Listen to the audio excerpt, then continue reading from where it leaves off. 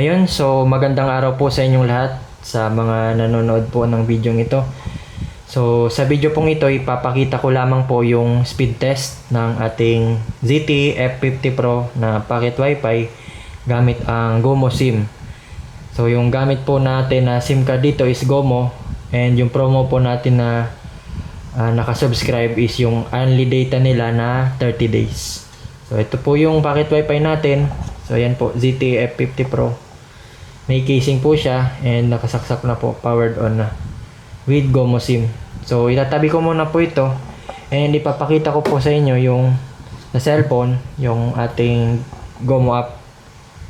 So punta po tayo sa GOMO app. Ayan po. So kung makikita nyo po is nakasubscribe tayo sa Only Data na promo ng GOMO.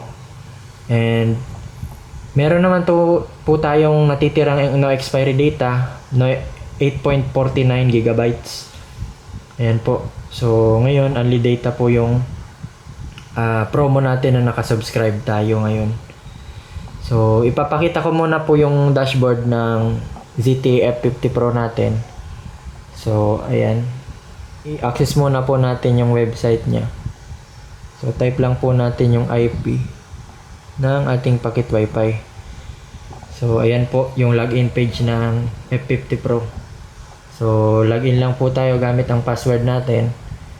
And ayan, so kung makikita nyo po is connected tayo, and yung ating operator is GOMO. Ayan po. So punta muna po tayo sa device information. Ayan po. So dito sa device information, makikita natin na GOMO po yung gamit natin.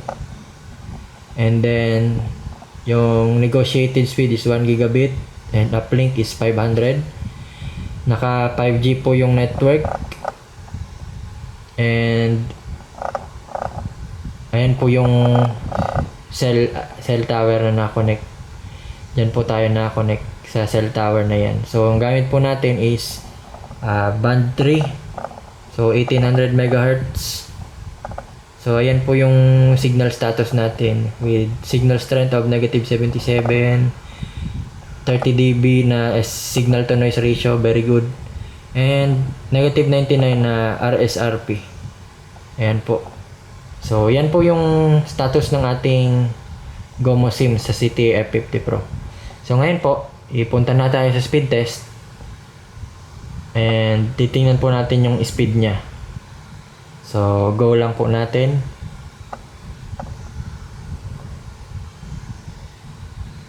So ayan po yung speed ng ating GOMO SIM card sa ZTE F50 Pro po.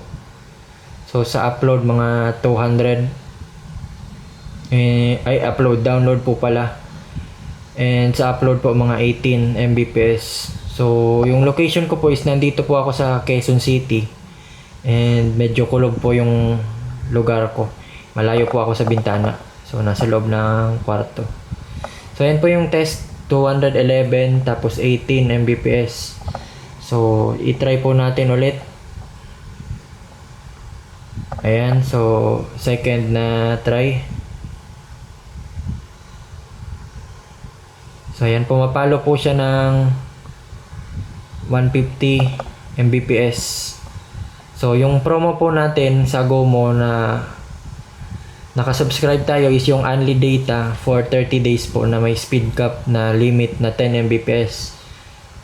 Pero ayan po, kung makikita ninyo, gamit po yung ZTE F50 Pro natin na pocket wifi is lumalagpas po siya sa 10 Mbps. So sulit na sulit po yung promo na ito.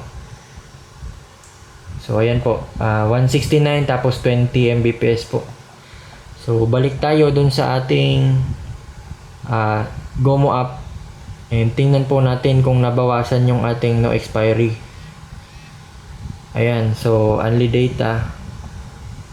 So no expiry. So refresh po natin. Reload lang po natin. Ayan, so mukhang na-reload na. So ayan, wala pong nabawas, 8.49 GB pa din.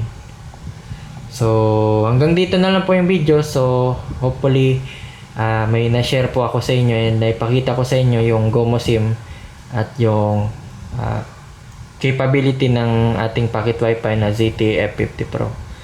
So ayan, likewise po, magandang araw sa inyo and thank you po for watching.